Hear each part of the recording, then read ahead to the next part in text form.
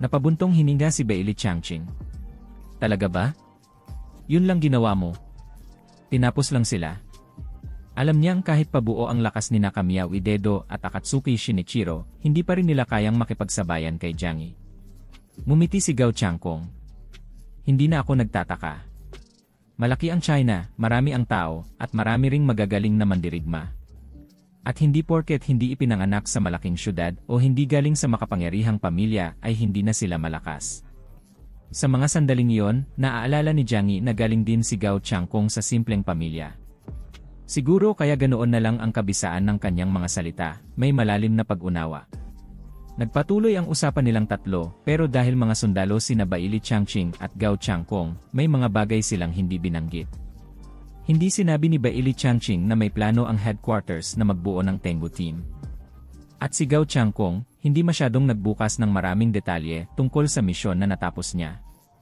Si Jiang Yi, hindi naman ganoong tipo ng tao na masyadong magsalita sa mga hindi niya kilala, kaya't ilang salita lang ang binitiwan niya at nanatiling tahimik. Makaraan ng ilang sandali, dumating ang sasakyan sa Combat Command Center. Pumunta si Gao Changkong sa itaas upang makipagkita kay Zhu Zeng. Si Jiang Yi at Bailey Changqing ay naghintay sa lounge sa ibaba habang umiinom ng tsaa at naghihintay na bumalik si Gao Changkong. Hindi matagal na nanatili si Gao Changkong sa opisina ni Zhu Zeng.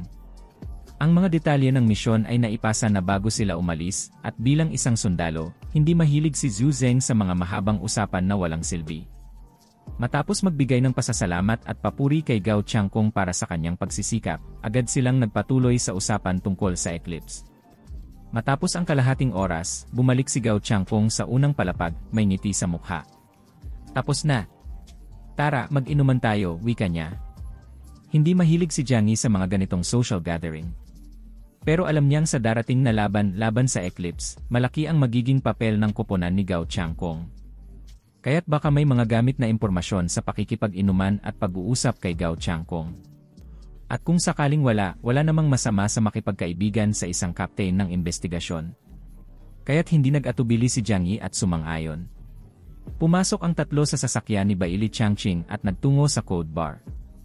Pagpasok ni Gao Changkong, agad sumabog ang sigla sa buong bar. Ang mga veterano, bartender, at pati na ang mga mananayaw ay nagbigay galang sa kanya ng may kasiyahan. Hoy! Captain Gao, welcome back! Sigurado akong tinapos mo na ang misyon, di ba? Sa'yo kami umaasa sa pagsugpo sa Little Neon. Pakita mo sa mga tao ng Huaxu na hindi tayo urong.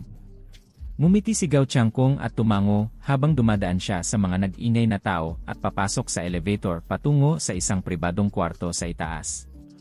Pati ang general manager ng Code Bar ay lumapit upang personal siyang batiin at sinabi na ang mga inumin nila sa gabing iyon ay libre. Malaking bagay iyon dahil hindi tulad ng dati, bago magbago ang mundo, ang mga inumin ay isang luho na hindi kayang abutin ng karamihan ng ordinaryong tao. Nagbigay si Gao Changkong ng isang maliit na mapait na ngiti. Hindi ito madalas mangyari sa akin. Napatawa si Bailey Changqing. Kaya mataas ang expectations nila sa'yo. Medyo nagkunot ang noo ni Gao Changkong at nagbuntong hininga. Balik na naman tayo sa pagkatalo ng Celestial Team. Talagang nyanig nito ang lahat, hindi ba? Habang lumalala ang panganib sa mundo, lalong naghahanap ang mga tao ng mga bayani. Ngayon, ang Blizzard City ay puno ng tensyon. Ang tagumpay ni Gao Changkong sa kanyang pagbabalik ay ginawang bayani siya ng mga tao na matagal nang naghihintay. Pagkatapos maihain ang mga inumin, nagtangkat sila ng baso at nag-toast. Habang nilalasap ang kanilang inumin, ang usapan ay naging mas magaan at komportable. Bumaling si Gao Changkong kay Jiang Yi, ang ngiti sa kanyang mukha ay may nakatagong kahulugan.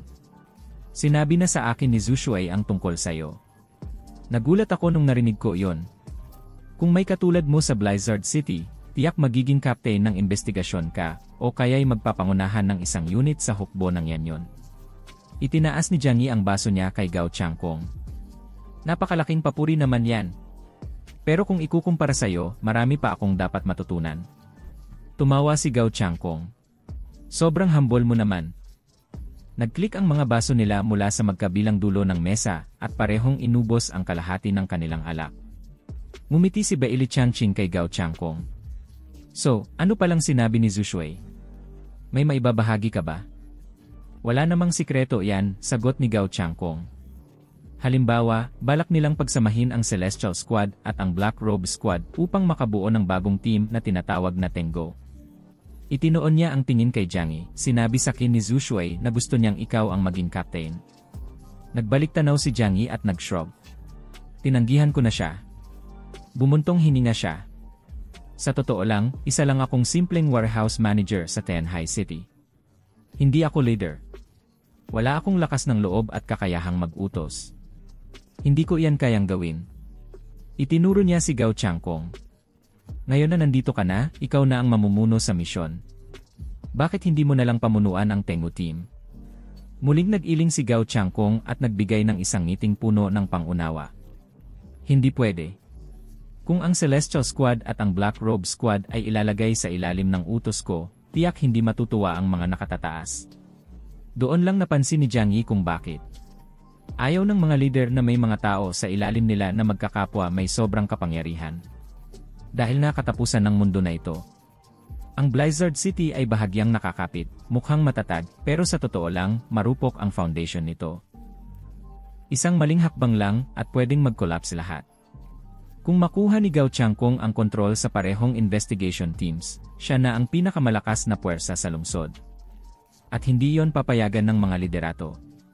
Tama ang desisyon ni Zhu Shui. Nagkunot ang noo ni Beili Changqing.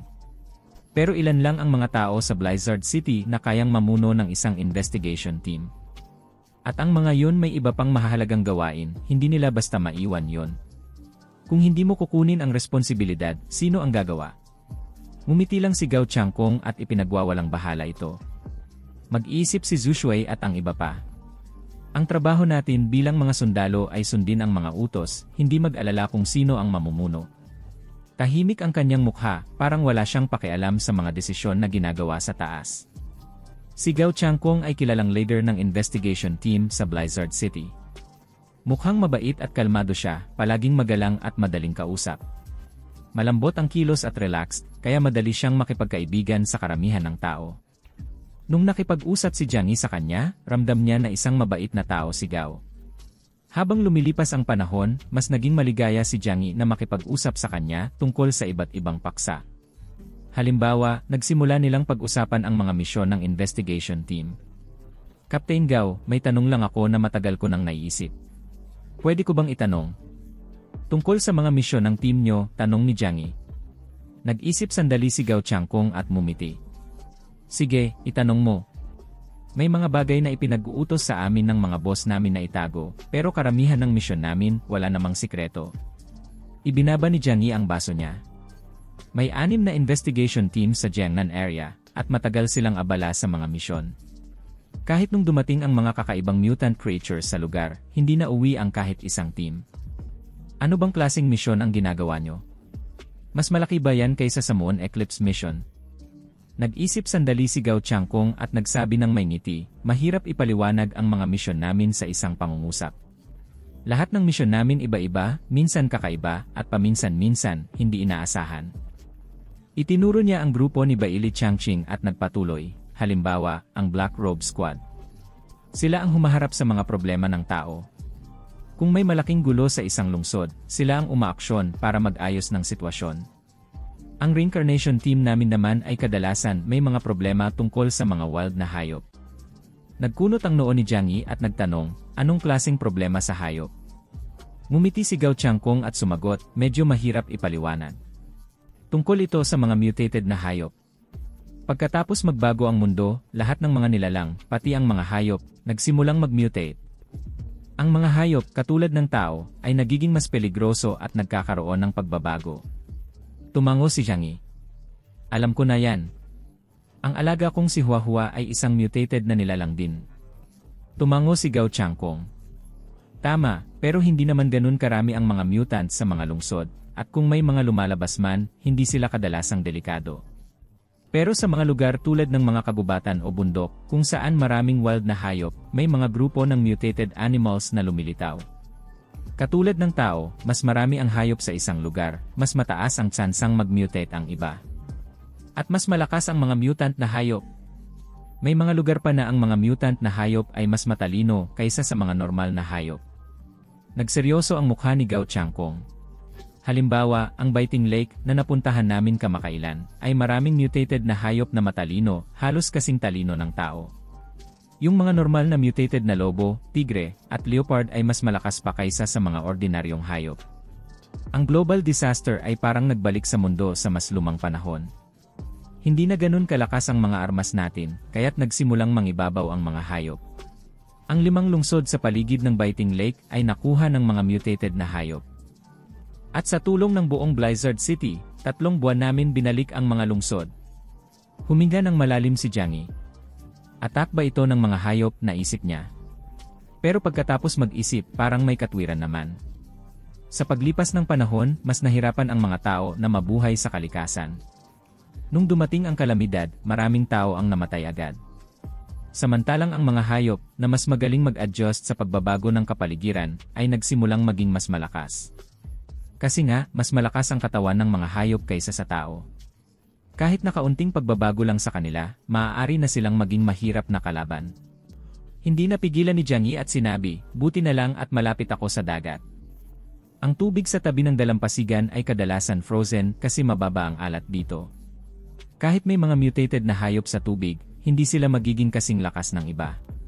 Pero sa dagat, baka may mga mas malalakas at nakakatakot na mutants. Mabuti na lang at nandyan sila sa ilalim ng dagat, at hindi sila madalas umahon sa lupa. Curious si Jiangyi at nagtanong, so, ganun din ba ang sitwasyon ng ibang investigation teams? Ngumiti si Gao Changkong at sumagot, lahat may kanya-kanyang problema. Hindi na siya nagsalita pa, at napansin ni Jiangyi na may mga bagay na hindi niya dapat malaman.